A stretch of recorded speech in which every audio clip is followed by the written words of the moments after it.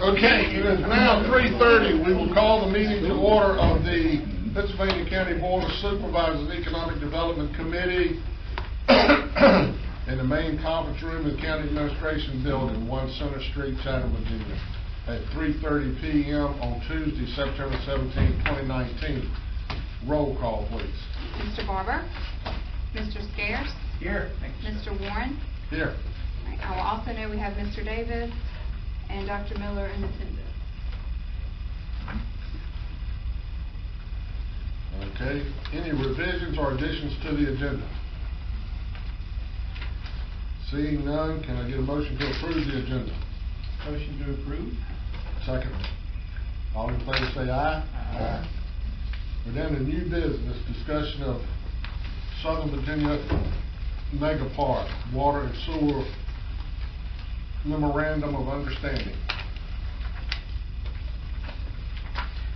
Thank you, Mr. Chairman. I'm passing out a copy of two items. One is the draft Memorandum of Understanding, which is not yet complete. We're still waiting on some very minor tweaks. There are 4 different entities involved, and therefore 4 different lawyers. So it is still in draft form. However, we don't anticipate much, if any, changes from what you have here.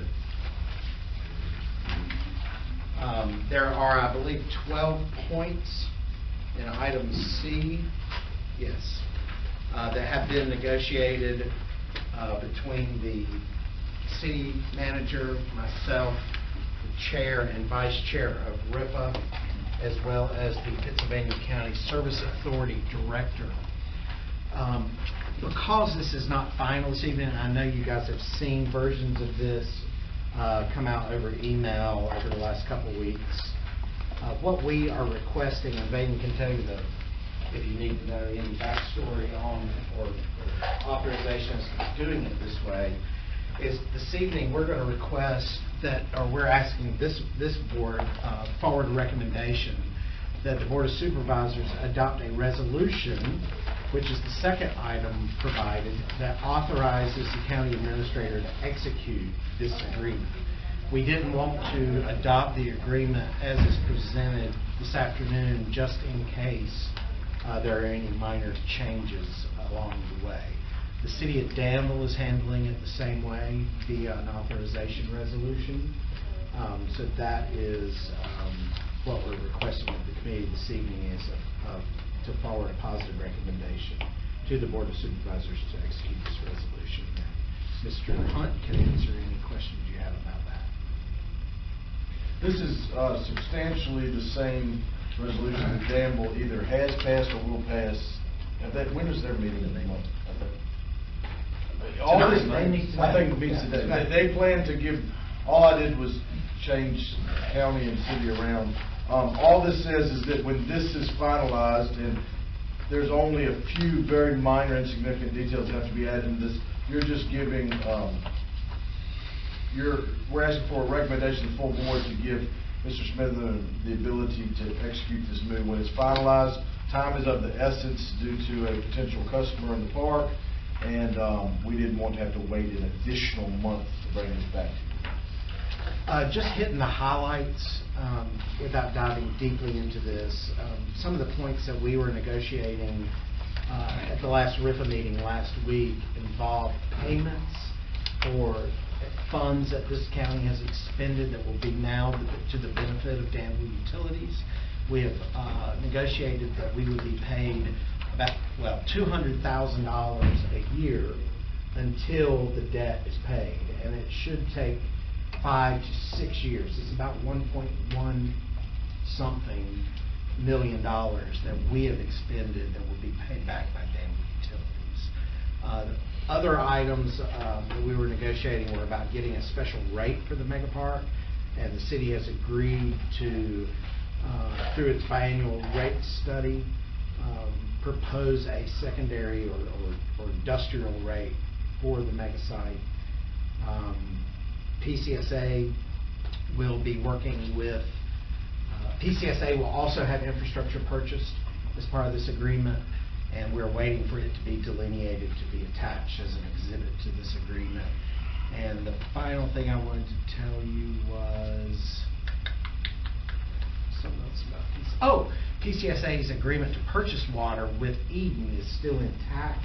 Danville will be assuming that agreement, and as soon as there is at least 300,000 gallons a day consumed in the mega site, the water must come from Eden, which honors the spirit and intent of that arrangement, where Eden is the primary water supplier and sewer supplier for the mega site.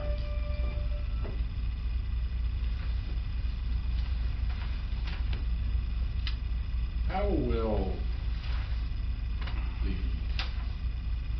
other lines that are in that geographic area be affected in relationship to the service authority? So the lines that will be feeding from the north, we call it from the north, but from Berry Hill Road in the mega park, will have Danville water. Not that there's any difference, but Danville will take ownership of those lines. Those customers on that line will become Danville customers. Any future customers on that line, I can't remember how we finalized that, but basically they can only be residential customers, they can't be commercial customers, and we have the option, PCSA does, to put a master meter on and to meter and serve future customers. So we are not authorizing any additional service territory to the city of Danville than what is physically touching that line as of today. So Pittsylvania County's footprint is protected in this agreement? Yes, sir. Yes, sir. In fact, our Pittsylvania County Code basically says, item 3, Greg says, covers that. The Board of Supervisors does not grant permission to extend water and sewer mains off the lines connecting Danville and Eden systems. So we have protected our service territory for the future, yes. Okay. Other questions from the committee members? Are they still agreeing to do the whole infrastructure, or are they only going to do the? That's a great question, and that certainly was a bone of contention. What they have agreed to do is to make the entire project shovel-ready, which is to design and permit the entire system, which is about $12 million in investment. That when you flip, they will the southern portion will be built when a customer, when 301,000 gallons have capacity to the park. That will trigger the next round of construction. And they are committed in here to do that. And again, I don't remember the provision, but I'll just tell you anecdotally. What we were concerned is that if the city of Danville ever fell on hard times, or the politics changed to be adverse to economic development, that they couldn't stop.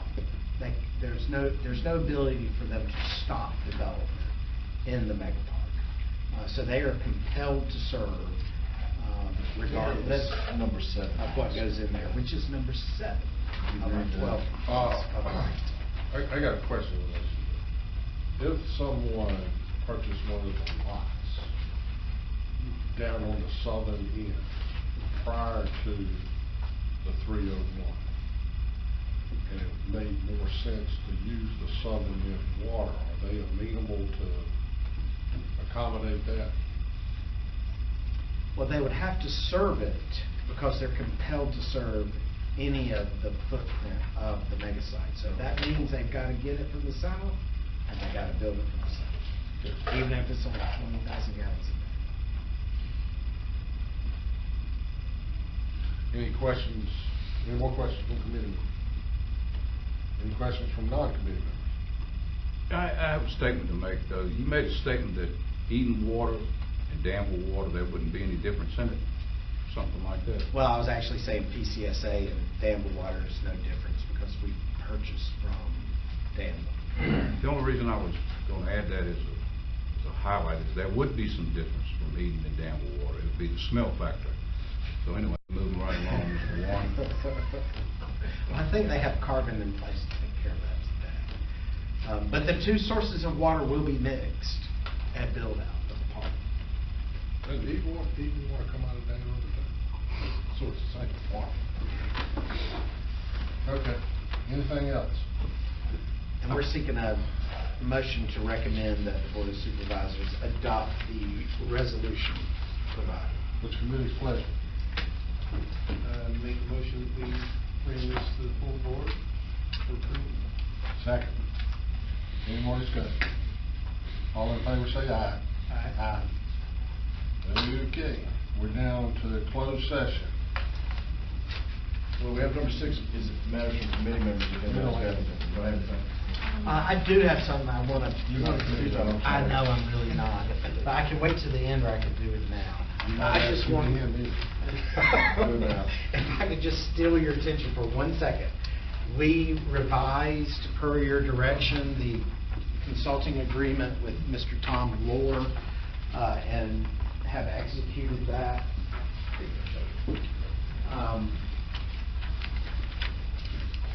And this is an FYI statement. You're holding a copy of that revised agreement.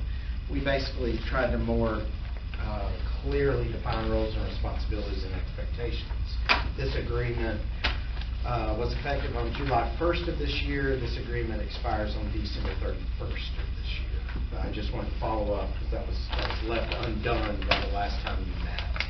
And there are additional copies here if anyone else would like. And that, sir, is all I have, and you can now go into closed session. Okay. I'll read this. There are 2 major items tonight for closed session.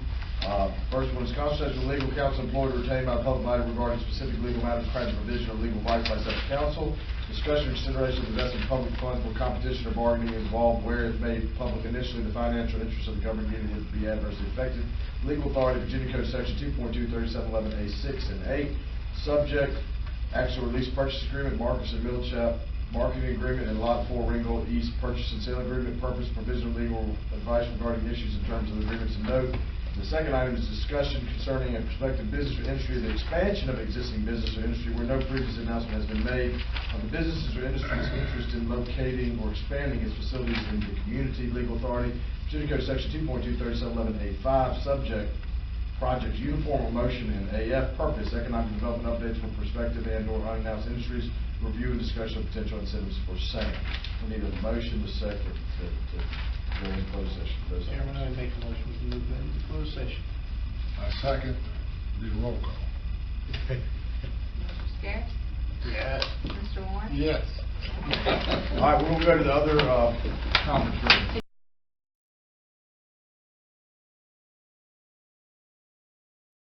We return to open session at 4:28. We will now certify the closed session for the Economic Development Committee. Only the members on the committee need to vote on the certification. Be it resolved at the meeting of the Pittsylvania County Economic Development Committee on September 17, 2019, the committee hereby certifies by recorded votes that to the best of each committee member's knowledge, only public business matters lawfully exempted from the open meeting requirements of the Virginia Freedom of Information Act and identified the motion authorized the closed meeting were heard, discussed, or considered in the closed meeting. If any member believes that there was a departure from the requirements of the Act, he shall so state prior to the vote, indicate the substance of the departure. The statement shall be recorded in the minutes of the committee. Mr. Barber? Yes. Mr. Scares? Yes. Mr. Warren? Yes. Right before we adjourn the meeting, Madam Clerk, please note in the minutes that Mr. Barber did end up attending the meeting. So there are no other business come before this board, this committee meeting. I will declare the meeting adjourned.